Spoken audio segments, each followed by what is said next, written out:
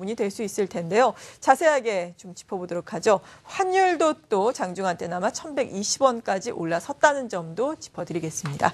코리아인베스트의 조일규 대표와 함께합니다. 어서 오세요. 네, 안녕하십니까? 네, 먼저 지난주에 코스닥 시장에 대해서 어느 정도 한 640에서 650 정도가 고점이 될 것이다라고 말씀을 하셨는데 불행인지 다행인지 이 부분이 좀 맞아 떨어졌어요. 네. 고점을 찍고 지금 어제 오늘 비교적 큰 폭으로 하락을 하고 있는데 코스닥 시장 조정이 시작된 걸까요? 단기적으로 상당히 많이 올라갔다고 네. 보면 됩니다. 그러니까 제가 지난주에 640, 650의 고점을 얘기했는데 636을 찍었거든요. 근데 문제는 뭐냐면 636이 중요한 게 아니라 상대적으로 외국인들에 의해서 코스닥 시장에 간 게 아니라 기관들에 의해서 갔단 말이에요. 네. 그러니까 제가 지난번에 수급 차트를 보여드리면서 이런 얘기 했지 않습니까? 기관들은 사서 많이 올라가면 이익 실현하고 또 떨어지면 또 사고 이런 형태의 네. 반복 패턴 한다 그랬죠. 그러니까 지금도 보면 정확하게 지난주까지 3개월 연속에서 굉장히 큰 폭 올라갔습니다. 특히나 이제 월봉 차트를 보시면 코스닥 월봉이 1월 달 장대 양봉, 2월 달 장대 양봉, 3월 달도 거의 또 갭상승을 해서 올라갔던 그렇죠. 형태거든요. 그러니까 이 정도면 지금 떨어지는 부분도 어떻게 보면 당연하다고 보면 되거든요. 근데 이걸 가지고 추세가 무너졌다라고 얘기하면 안 되고요. 실질적으로 단기 고점인 한 640선에 대한 부분들에서 기관들이 이익 실현을 하고 있다라고 보시면 됩니다. 그리고 아마도 이런 조정이 좀 이루어진다면 네. 또 주가가 지수가 또 많이 조정이 된다면 기관들이 또 들어오지 않겠습니까? 그러니까 지금은 일시적인, 그러니까 단기 고점에 대한 차익 실현이다라고 보시는 게 맞을 것 같고 네. 추세로 이제 끝났다 이렇게 얘기하기는 아직 이르다라고 보시면 될 것 같습니다. 네, 그러니까 조정의 시작인 것은 맞지만 이 조정 이후에 다시금 또 바닥을 찍고 올라설 수 있을 것이다. 긍정적으로 장기적으로는 보시는 거예요. 예, 그러니까 이제 약간 조정이 예. 한 달 정도 좀 지속될 것 같다라는 생각을 하는 거죠. 예. 네, 코스닥 시장이 워낙에 지금 낙폭을 키우고 있어서 코스닥 시장에 대한 이야기로 출발을 해봤는데 오늘은 사실 쿼드러플 위칭 데이를 네. 앞두고 선물 시장에 대해서 도움 말씀을 주신다고요? 사실은 이제 선물을 보면서 사실은 만기를 전략도 쳐야 되지만 제가 이번에 계속 얘기했던 것처럼 이번 만기가 상당히 저한테는 궁금했었습니다. 이유에 대해서는 롤오버 수치가 과연 역사적으로 처음으로 한 12번만으로 매수 전환으로 올라갈 수 있을지를 생각했거든요. 많이 얘기했으니까요. 일단 준비한 자료 보시면서 코스피 수급을 좀 보시면 되겠는데요. 네. 2005년, 15년도 누적을 보니까 외국인들이 1조 2천억 정도 매수를 했습니다. 그리고 여기서 빼면은 글로비스 블록데이 1조 1천억 정도 빼는 그런 외국인들은 현물을 그나마 3월 들어서 많이 샀다라고 볼 수 있거든요. 3월 달만 외국인들이 9천억 샀으니까요. 문제는 제가 얘기하는 거는 코스닥도 아까 말씀드렸잖아요. 2015년도 누적이 기관이 4,810억이고 외국인들은 전혀 사고 있지 않잖아요. 네, 그러니까 그렇죠. 문제는 이 기관이 사고 있기 때문에 문제예요. 기관들은 주가 이렇게 올라가면 차익 실현을 차익 실현하니까. 예. 그러니까 지금은 기관의 차익 실현이 당연히 나온다라고 생각하면 여러분도 주식 샀다가 많이 올라가면 팔죠. 팔잖아요. 이거 당연하다고 생각하시면 되죠. 근데 이제 제가 중요한 건 이 선물이에요. 그러니까 선물이 참 아쉬운 게 뭐냐면 지난주 금요일까지만 하더라도 이게 합계가 플러스였어요. 네. 그래갖고 제가 이번 주에 목요일까지 이게 롤오버로 최초로 매수가 들어올 수 있겠다라는 생각 기대를 좀 했었죠. 네. 왜냐하면 제가 지난번에 얘기했잖아요. 지수 선물이 동시 만기일 때 2011년 12월부터 시작해서 단 한 번도 누적 매수를 해서 롤오버를 된 적이 없었거든요. 네. 그러니까 이번에는 굉장히 궁금했었는데 사실 지난주 금요일까지는 상당히 플러스 됐다가 지금 어제 오늘 연속해서 8천 계약이 나와버렸잖아요. 예. 근데 이런 게 또 티가 납니다. 보면 왜냐하면 잘 보세요.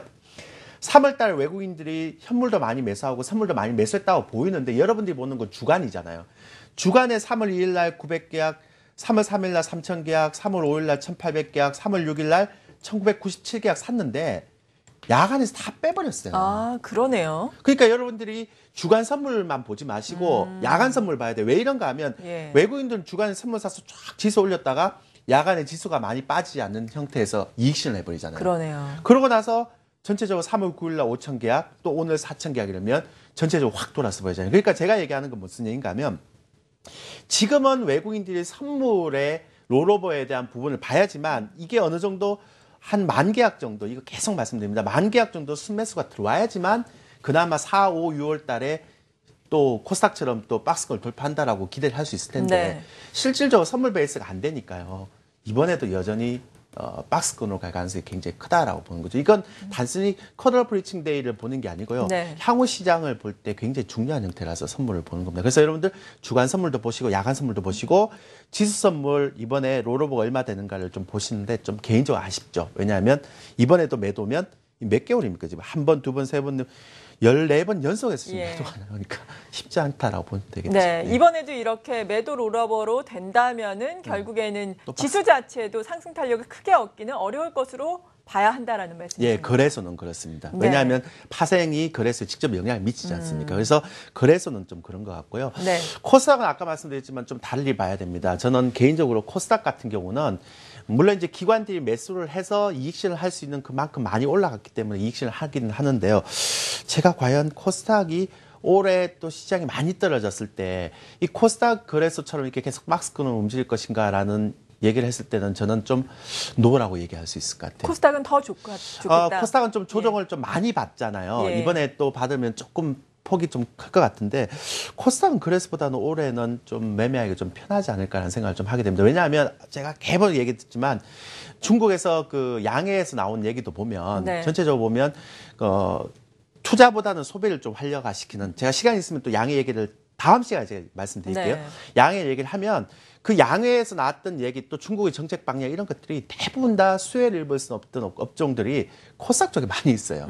그리고 코스닥 시장은 예전에 많이 간다고 얘기하지만 심리적으로 예전에 코스닥 시장이 엄청나게 올라가면 묻지 마시고 다 올라가는 건 아니고요. 이번 같은 경우는 코스닥에서 상시가총액 한 20위권 안에 있는 종목들이 실적이 되게 좋아지고 있거든요. 네. 그래서 이번에 만약에 코스닥 시장이 간다면 지수를 끌어올리더라도 시가총액 상위 20종목 안에서 올리기 때문에 예전에 우리 그런 적 있었잖아요. 거래소에 삼성전자, 현대차만 쫙 전차, 올리니까 네. 예, 그러니까 지수는 많이 올라가더라도 소외감을 느끼는 소외감 기분들이 느끼죠. 많다. 그러니까 예. 코스닥도 이번에는 그렇지 않을까 그런 생각을 하고 있거든요. 그러니까 그런 부분들이 있다면 지수는 굉장히 많이 올라가지만 네. 코스닥에서 실질적으로 여러분들이 좀 종목을 선별하지 못하면 좀 힘들지 않을까라는 생각을 좀 하고 있고요. 네. 이번에 오히려 코스닥 지수가 조정받는 거는 저는 오히려 당연하고 건강한 조정이라고 생각합니다. 네. 단 한 달 정도만 조정받으면 그 다음에 어느 정도 이 이격에 대한 부분이 조정되면 우리 또 관심을 가질 수 있지 않은가라는 생각을 좀 하게 되고요. 네. 제가 또 마지막으로 하나 말씀드리면 이게 원래 옵션 포지션 갖고 왔는데요. 이거 좀 어려우니까 패스하시고요.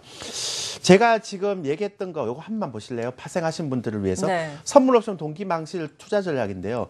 이게 코스피 200 기준에서 257 이상에서 지금 옵션 포지션에서 저항대가 구축되어 있습니다. 이게 무슨 얘기인가 하면 다 아시겠지만 콜옵션에서 지금 외국인들 입장에서는 여기다 매도 쳐놓고 개인들만 지금 콜옵션에서 매수를 쳐놓고 네. 있거든요. 그러니까 많이 올라가면 올라가서 개인만 이익이 나는 구조잖아요.